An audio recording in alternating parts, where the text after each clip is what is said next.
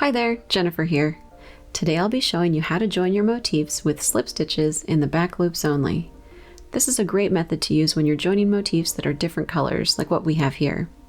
This join will create a nice clean edge. I'll admit that I typically prefer to use an invisible mattress stitch when joining motifs that are distinctly different colors.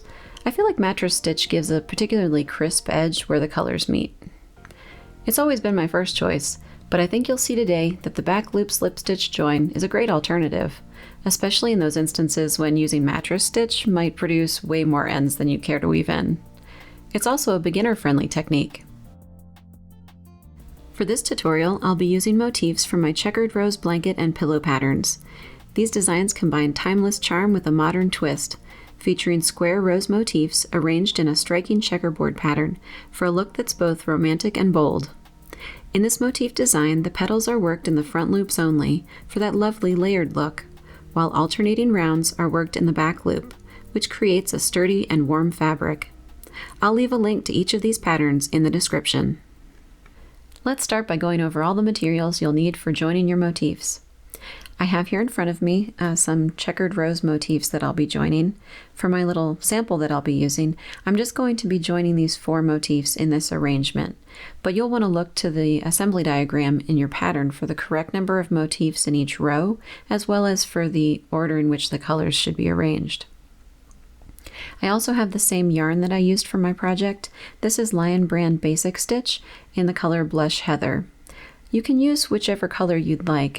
You won't really be able to see it, once you've completed the join, you won't be able to see it from the front, but it will be less noticeable if you use one of the colors that you used in your project. It would stick to one of those colors. I'll also be using the same hook that I used for my project. This is a size H 8 5mm crochet hook.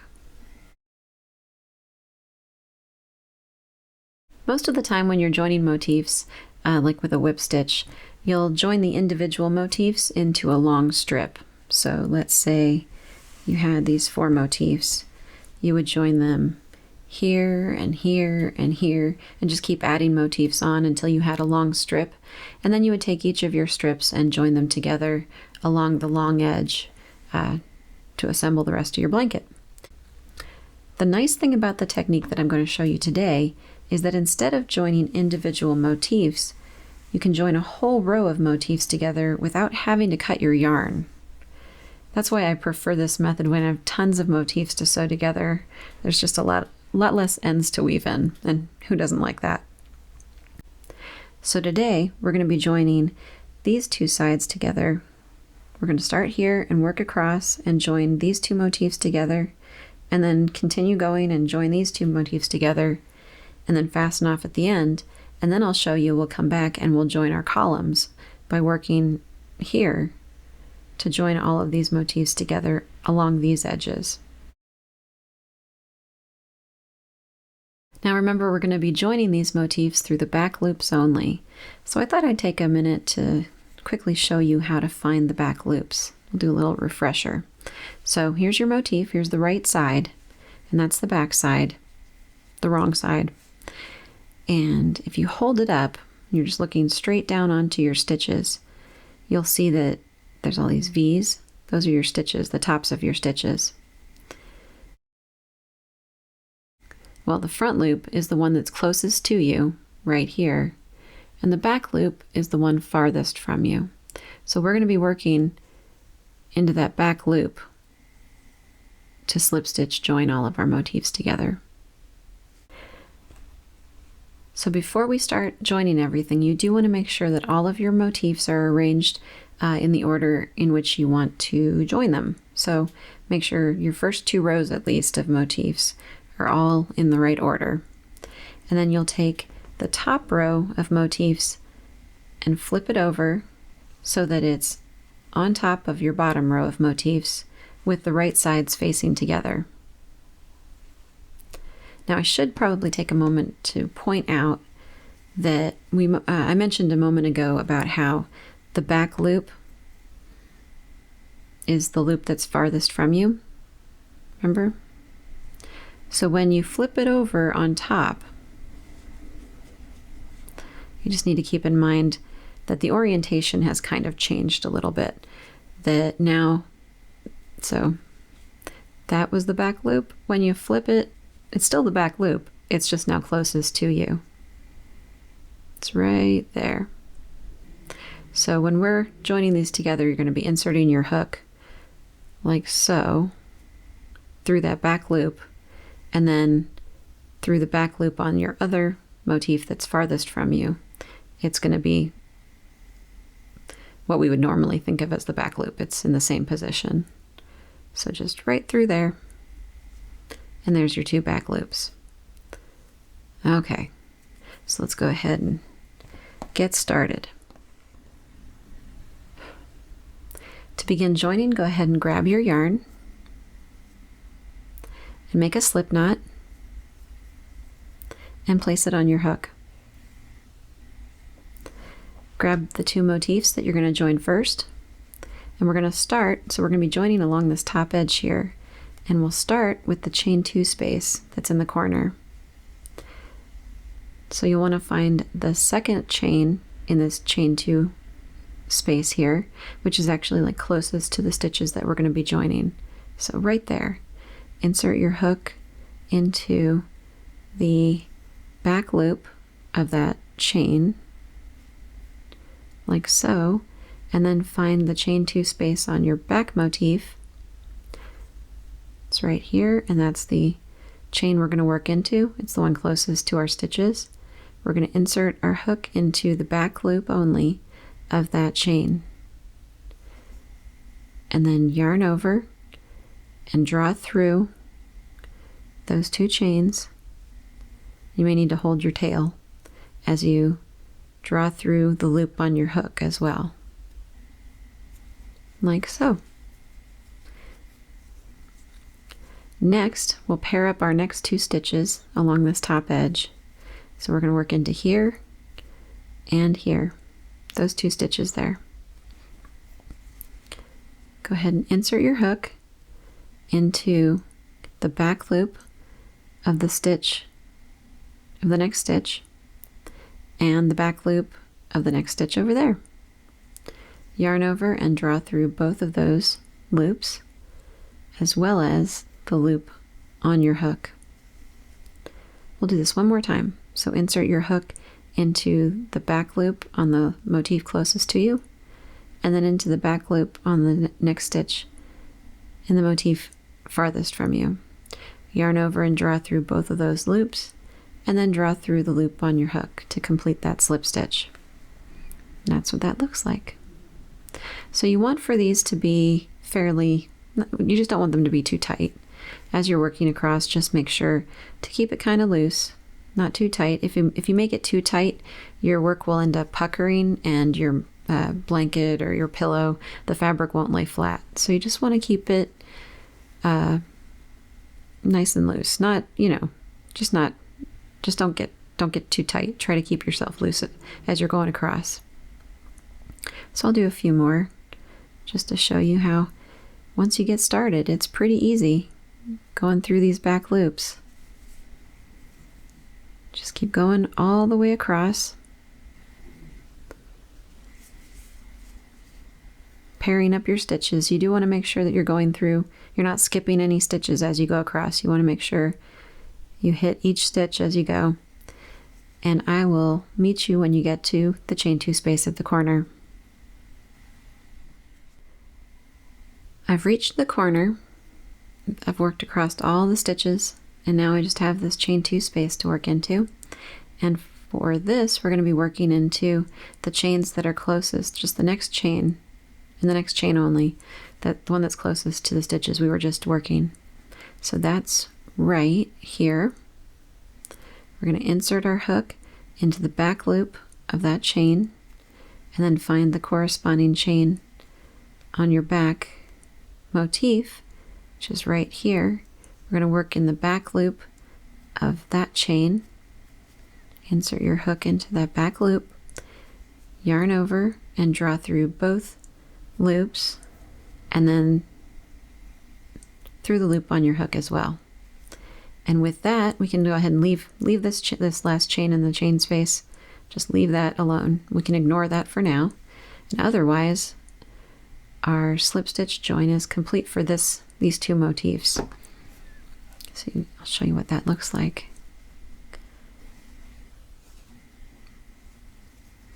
And then on your back, you have this seam right here, which is a little bit hard to see in the blush. I'll show you when we get to this other motif. But that's what it looks like on that side.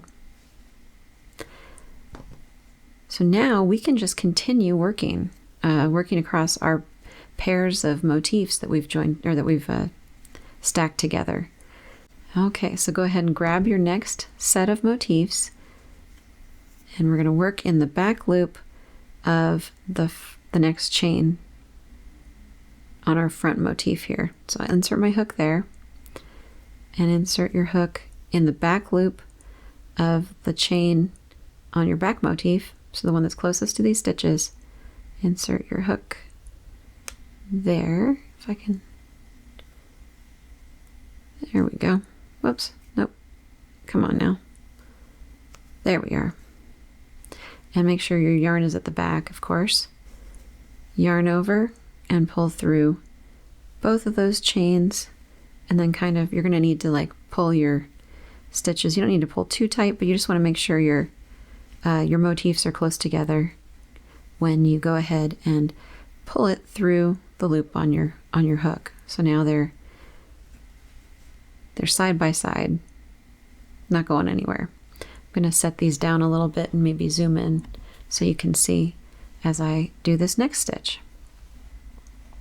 So we're going, just like before, we're going to find the next stitch and make sure they're paired up. Insert your hook into the back loop, and then insert your hook into the back loop on the back motif, like so. Yarn over and draw through both loops, and then through the loop on your hook. And then you find your next pair of stitches. Insert your hook into the back loop on the front motif and the back loop on the back motif. Yarn over and pull through both of those loops, and then through the loop on your hook. And you'll just continue doing that all the way across.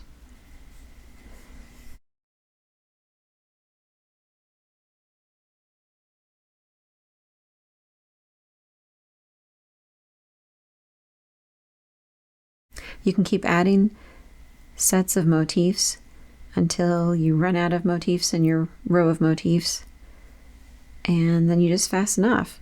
So I'll go ahead and continue working all of my slip stitches, and I'll show you when we get to the end here how easy it is to finish your row of motifs. So I've slip stitched all the way across, and I've reached the end of my row of motifs. And there's just this last chain 2 space here.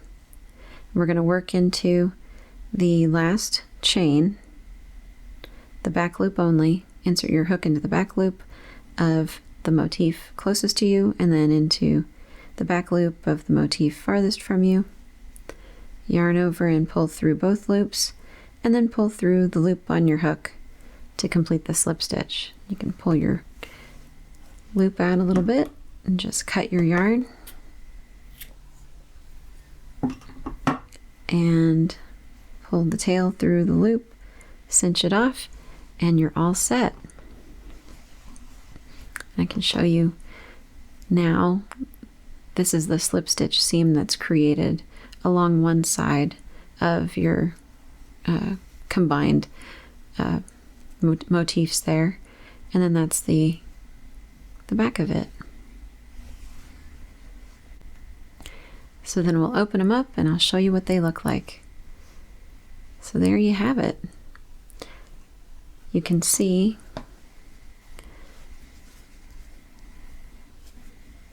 so when you pull the fabric apart, you can kind of see a little bit of a join there.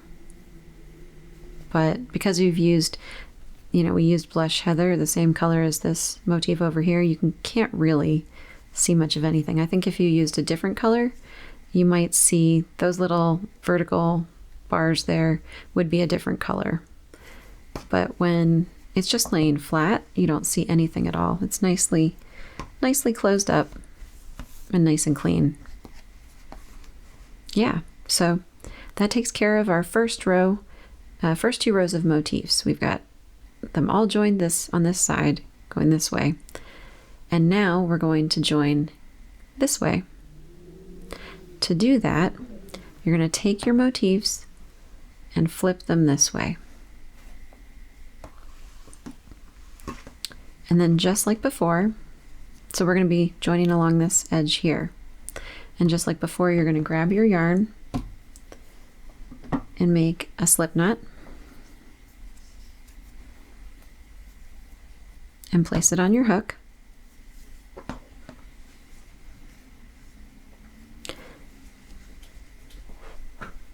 And find the chain 2 spaces in the corner.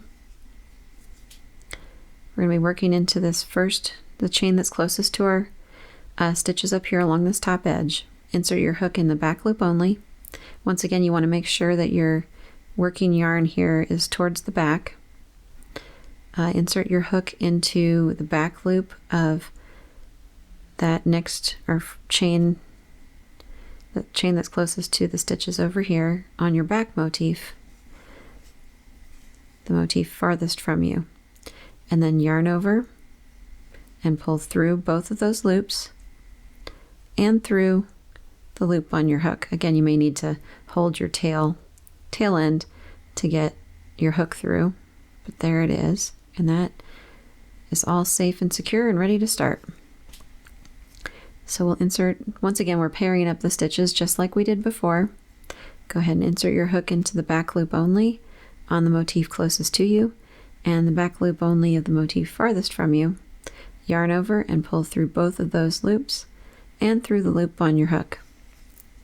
And just like before, you can just keep pairing up stitches and slip stitching the back loops together, just like so. It's so nice and easy. Again, you want to make sure that your slip stitches aren't too tight. Kind of take a deep breath as you're going across. Just keep going all the way across, and I'll meet you when you get to the next chain 2 space over here, or when you get to the next seam, and I'll show you what to do when you get to that point. So I've reached the next corner, which is right there, and you'll see that's the seam that we created along our row of motifs. But because we were only working into one chain before, we still have that other chain left. So see, there's a chain here and a chain on the back as well. We're going to work into both of those, just like we did before. So you'll insert your hook into the back loop of the chain on the motif closest to you. And then this is kind of a little more tricky to find, but if you pull down your fabric, you can see there's 2 loops in that chain on the back. Insert your hook into the back loop of that chain, and then yarn over and pull through both loops and through the loop on your hook. There you go. And we've joined those 2 motifs. That part is done. And now you can just skip over this seam that we have in the center there and go to our next set of chains. So you can see this one pretty easily. That's the next chain there. And then on the back, that's the next chain on the back. So insert your hook into the back loop of that chain on your front motif, and then into the back loop of the chain on your back motif. Yarn over and pull through both loops, and then pull through the loop on your hook to complete that slip stitch. So we've completed the slip stitch there in this first set of chains on our next motif, and you don't necessarily need to tighten this up at all. You know, as long as it's about the same size as the slip stitches that you've been making all the way across, as long as it's even, it should be just fine. I did a little bit of an experiment, and I adjusted this so that that the slip stitch was really, really, really tight, just to see if it would affect the way that the squares meet in the center. You know, I wanted to see if it would make it nice and crisp and tight in there, And honestly, it didn't make much of a difference. I think that looks just fine as it is. Basically, you don't need to worry about adjusting that slip stitch there in the center on your first chain on this side. Make sure it's even with the rest of your slip stitches, and you should be just fine. So then we'll go ahead and continue to pair up our stitches along these motifs here, working into the back loops only again to join these last two motifs. So insert your hook in the back loop of the next stitch on our front motif and the back loop of the next stitch on our back motif as well. Yarn over and draw through both loops, and then draw through the loop on your hook to complete that slip stitch. Again, insert your hook in the back loop on the motif closest to you and in the back loop on the motif farthest from you. Yarn over and draw through both loops, and then draw through the loop on your hook to complete the slip stitch. And then you just keep going all the way across. I love how simple this is. It's just nice and relaxing too, to just work across. So yeah, just keep going all the way across, and I will meet you at the other side to fasten it off and open it up. All right, I've reached the end of my row of motifs here, and I just have this last chain 2 space. So we have the next chain on our motif closest to us. I'll just insert my hook in that back loop, like so, and then find the corresponding chain on the back motif, insert my hook into the back loop of that chain, then yarn over and draw through both loops and through the loop on my hook to complete the slip stitch. You can pull out your loop a little bit and grab your scissors. Cut your yarn there, and then pull the tail through the loop and cinch it up to fasten it off. So I zoomed out a little bit for this big reveal. I'm just going to unfold my work this way. Let's see how we did. Yeah, not too bad. So we joined our row of motifs this way, and we joined our column going this way. And check out those nice crisp edges between the different colors. Yeah, that looks really nice. And then the back looks pretty nice too. This is a very sturdy join, by the way. Well, I hope you've enjoyed learning how to slip stitch join in the back loops only, and that you get a lot of use out of this technique. If you have a favorite joining technique, I'd love to hear about it. Let me know about your go-to method in the comments. Thanks for watching. Be sure to subscribe for more crochet techniques, tips, and tutorials, and check out the links in the video notes for more ways to find me and my patterns.